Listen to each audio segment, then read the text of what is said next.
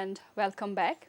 In our previous session, we had been discussing about how the three arguments led to the arrival of cogito ergo sum vis-a-vis the dubito ergo sum, and how René Descartes' very famous maxim, "I think therefore I am," came trickling down to all of us.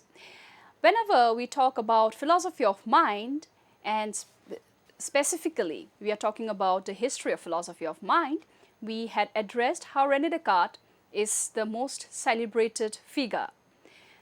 When we talk about René Descartes, we should also understand about some of his key concepts. One such key concept in his philosophy is about clarity and distinctness. Descartes sought to identify a criteria for true knowledge. He believed that the only things that could be accepted as true are those that are perceived clearly and distinctly. Clear and distinct perception. What is it then? In his work, which are popularly called as the Meditations, Descartes noted that the cogito is a clear and distinct perception. It is self-evident and undeniable. When he perceives something clearly and distinctly, he cannot doubt it. What is the foundation for such a knowledge? Descartes used the cogito as the foundational certainty upon which he could build other knowledge. The clarity and distinctness of the cogito provided a benchmark for other truths. The cogito, being clear and distinct, provided Descartes with a solid foundation for knowledge. This criteria helped him rebuild knowledge on the basis of what could be perceived clearly and distinctly, stating with the certainty of his own existence as a thinking being. So, when we talk about cogito ergo sum, we translate it as "I think, therefore I am." How is this cogito? What is this cogito? We can only be clear about this cogito when it passes through the litmus test of clarity and distinctness that we have just mentioned, for that is the basis, the foundation on which knowledge is built up. Through these three arguments, method of doubt, the indubitability of self-awareness, and the clarity of distinctness criteria, Descartes arrived at his foundational insight, cogito ergo sum. This insight became the cornerstone of his philosophy, serving as the secure foundation upon which he attempted to build a new system of knowledge. René Descartes' distinction between res cogitans or thinking substance and res extensa or extended substance is central to his dualistic philosophy, which posits a fundamental separation between the mind and the body. Now, I had just about talked about clarity and distinctness as one of the key concepts of philosophy of mind.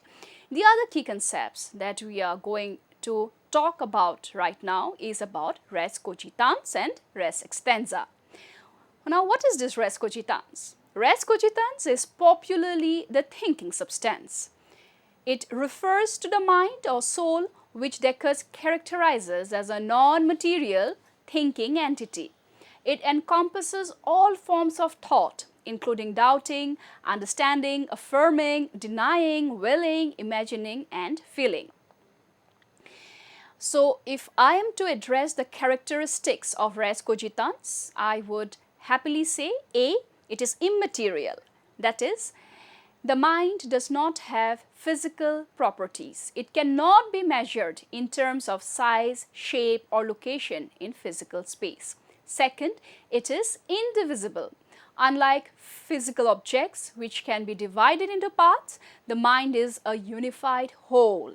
Descartes argues that mental experiences cannot be separated from the mind. Further, if we talk about consciousness, we will see that consciousness is the be-all and end-all of the Cartesian dualism. Consciousness is the genesis, consciousness is the stream, consciousness is the cream of the res cogitans. So, if I'm asked then of all the characteristic features, How would I identify res cogitans with? Of the features given, I would easily say it is consciousness. Now, what is consciousness? Consciousness is the essence of the mind or thought. The mind is always engaged in some form of thought, whether it is active thinking, dreaming, or even doubting. Self-knowledge. The mind has direct access to its own states through introspection. Descartes' cogito, I think therefore I am, illustrates that self-awareness is the most certain knowledge we possess. So what is the role here that we are discussing? We had discussed about the source of knowledge. Source of knowledge, the mind is the seat of reason and the source of knowledge. Descartes emphasizes the reliability of clear and distinct ideas perceived by the mind. Interaction with the body. Descartes acknowledges that the mind interacts with the body, influencing physical actions and experiencing sensory inputs, but he grapples with explaining the mechanism of this interaction. This brings us to the other key concept which is entwined with res cogitans, and the other twin key concept is res extensa. Res extensa is also called as extended substance. Res extensa refers to the physical body and the material world. It is characterized by its extension in space and the physical properties that arise from its extension. The characteristics of res extensa are A. Material. The body and all physical objects have a spatial presence. They can be described in terms of length, breadth, and depth. Divisible. Physical objects can be divided and measured. For example, a piece of wood can be cut into smaller pieces, each retaining the physical properties. Mechanical. Descartes views the physical world in mechanistic terms. Bodies are subject to the laws of physics and interact through physical forces. Lack of consciousness. This is what sets apart res cogitans from res extensa. So if res cogitans super creamy characteristics was consciousness, in our res extensa it is the lack of consciousness. Physical objects, including the human body, when considered purely as a physical entity, do not possess consciousness or thought. The body operates like a machine responding to physical stimuli. Physical science. The study of res extensa falls under the domain of physical science. Descartes advocates for a mechanistic understanding of the natural world where physical phenomena can be explained through mathematical laws and principles. Mind-body interaction. Although res extensa and res cogitans are fundamentally different, Descartes posits that they interact, particularly in humans. This interaction is often discussed in the context of the pineal gland, which Descartes speculated to be the site where the mind and body influence each other.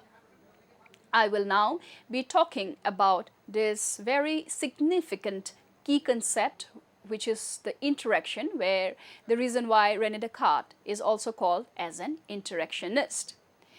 Descartes suggested the pineal gland as the site of interaction between the mind and the body. He believed this small gland in the brain played a crucial role in mediating the influence of the mind on the body and vice versa. However, this explanation has been widely criticized and deemed inadequate. I will now be coming to this string of criticisms of the Cartesian dualism vis-a-vis the key concepts that we have mentioned. I have just about talked about how the interactionist principle vis-a-vis the pineal gland has been critiqued. I would now be picking up the other contemporary criticisms from the Cartesian dualism. This criticisms only talks about something what we call as research gaps.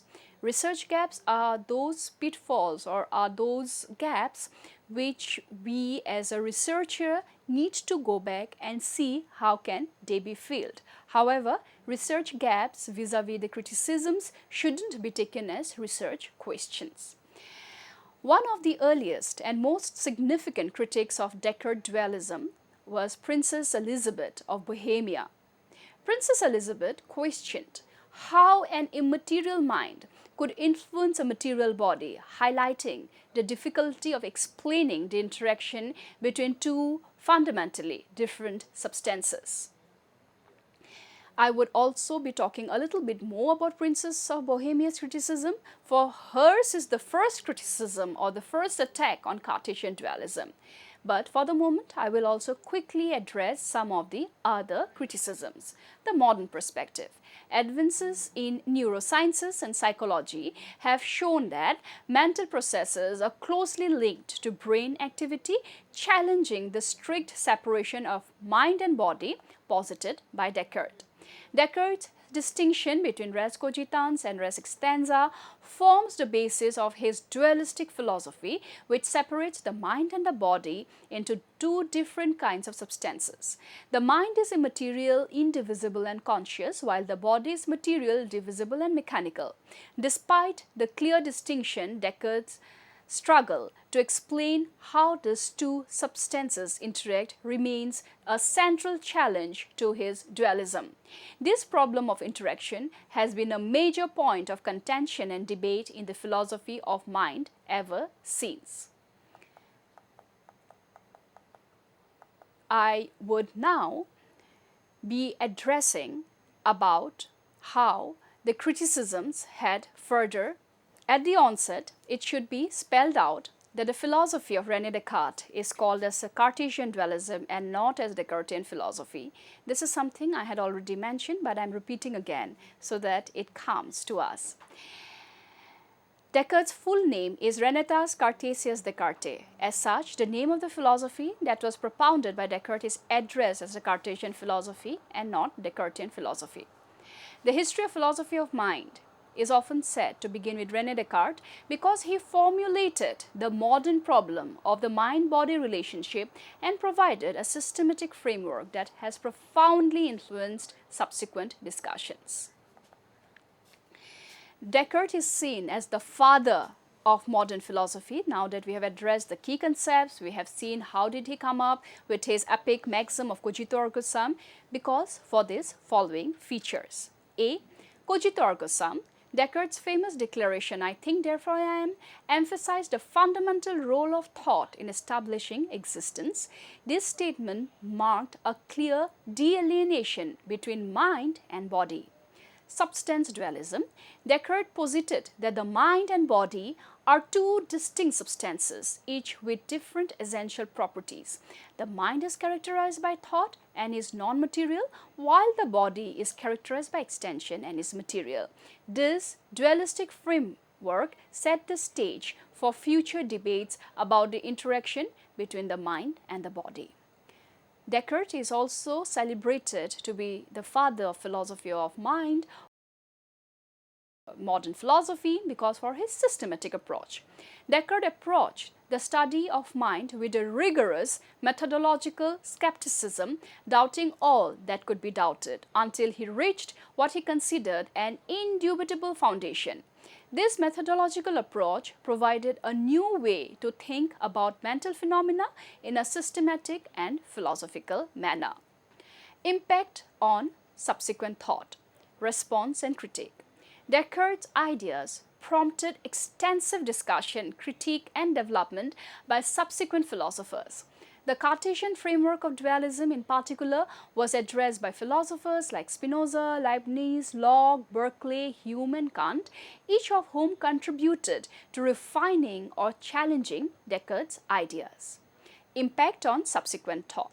Foundation for modern philosophy, Descartes, as we have just about said, is considered the father of modern philosophy, for he shifted the focus from medieval scholasticism, which was heavily influenced by religious and Aristotelian thinking, to a new set of emphases on doubt, individual reason, and the direct investigation of mental and physical phenomena.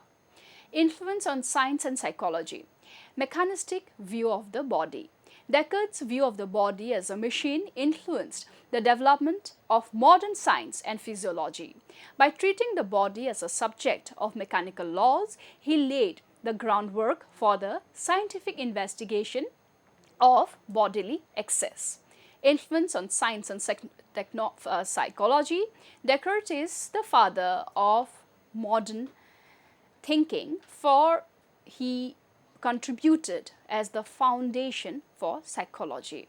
Although Descartes' dualism possesses a strict separation between mind and body, his emphasis on introspection and the internal life of mind influenced the early development of psychology as a discipline. While philosophical discussions about the mind existed long before Descartes in ancient Greek, Indian, Chinese philosophies, for instance, Descartes' work marks the beginning of the modern systematic study of the mind. His clear articulation of the mind-body problem, methodological rigor, and profound impact on subsequent philosophical and scientific thought make him a pivotal figure in the history of the philosophy of mind. Now, the epic criticism by Princess Elizabeth of Bohemia, and this is where we talk about how René Descartes' philosophy was as much as appreciated and celebrated, it was also critiqued by his very own contemporaries. One such contemporary is this classical figure, Princess Elizabeth of Bohemia, whose mention unfortunately is not much seen when we talk about the list of critics. Princess Elizabeth of Bohemia was one of the first and most notable critics of Descartes' mind-body dualism. Her critiques, expressed through correspondence with Descartes, focused on the problematic nature of the interaction between the immaterial mind and the material body. Some of her key criticisms, which were, these criticisms addresses the research gaps that comes up in Cartesian philosophy. A research gap is simply a topic or area for which missing or insufficient information limits the ability to reach a conclusion for a question. It should not be confused with a research question, however. The basic problem that Princess Elizabeth of Bohemia had highlighted was the interaction problem. What is this interaction problem? The interaction problem, the nature, Elizabeth questioned how two fundamentally different substances, one immaterial and one material, could interact causally. If the mind is purely non-material and the body purely material, it is unclear how mental intentions can cause physical actions or how physical events can produce mental experiences. Mechanism of interaction. Princess Elizabeth of Bohemia further pointed out that for one substance to affect another, there must be some shared property or common ground which Descartes' dualism did not provide. Conservation of motion. Physical laws. Princess Elizabeth of Bohemia also raised concerns related to the conservation of motion. If the mind can cause physical events, this might imply a violation of the physical law of conservation of energy. How can an immaterial mind impart motion to a material body without some transfer of energy? Conceptual coherence. Elizabeth argued that the concept of causal connection requires some form of contact or interaction, which is conceptually incoherent when dealing with two substances that are supposed to be entirely distinct and different in nature. Now, I will be mentioning the specific correspondence points of Princess of Bohemia, Elizabeth, and René Descartes. Letter of 6th May 1643. In one of her letters, Elizabeth directly challenges Descartes by asking how the soul, being a thinking and non-extended substance, can move the body which is extended and non-thinking. She points out the difficulty in imagining how an immaterial substance could exert force on a material one. Descartes' responses. Descartes had attempted to address her concerns by suggesting that the interaction occurs in the pineal gland in the brain, which he believed was the seat of the soul. seat of the soul. However, this explanation did not satisfy Elizabeth, as it still did not clarify the mechanism of interaction between two fundamentally different substances. So the very fact that René Descartes comes up with the pineal gland was because for the trigger or the provocative critique of Princess Elizabeth of Bohemia, a narrative which is not much addressed in our history. So what was the philosophical impact, influence on later philosophers? Elizabeth's critiques highlighted significant issues in Cartesian dualism that would go on to influence later philosophical developments. Philosophers such as Nicolas Malebranche, who proposed occasionalism, the idea that God intervenes to coordinate mind-body interactions, and Baruch Spinoza, who advocated for a form of monism, took these criticisms into account. Development of alternative theories. Her insights contributed to the development of alternative theories of mind, including various forms of monism, which posit that only one kind of substance exists, and physicalism, which suggests that everything can be explained in terms of physical processes. Princess Elizabeth's critiques are seen as some of the earliest and most important challenges to Cartesian dualism, and they continue to be discussed in contemporary philosophy of mind debates. Her correspondence with Descartes remain a key text for understanding the difficulties inherent in mind-body dualism. Now, the second criticism that we would like to pick up to showcase the research gap is of behaviorism. Behaviorism, a school of thought in psychology that emerged in the early 20th century, fundamentally rejects the dualistic view of the mind and body proposed by René Descartes. Behaviorists focus on observable behaviors and consider them to be the primary subject of psychological study. Here are the key criticisms behaviorists have leveled against Cartesian dualism. 1. Introspection as unscientific. Behaviorists, notably Watson, criticized introspection, the examination of one's own conscious thoughts and feelings, as unscientific. They argue that introspection is subjective and unverifiable, making it unsuitable for objective scientific inquiry. Focus on observable behavior. Behaviorism advocates for the study of observable and measurable behavior rather than internal mental states. This is in stark contrast to Descartes' emphasis on the introspective method to understand the mind.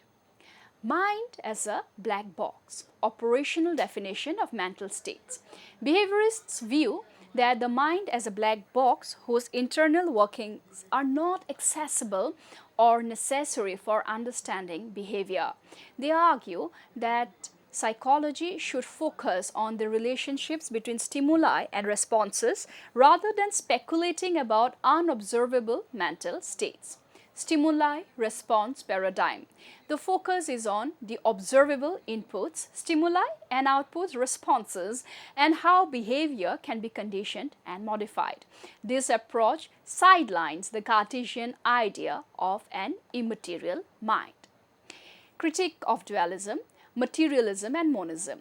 Behaviorists tend to adopt a materialistic or monistic view, rejecting the dualistic separation of mind and body.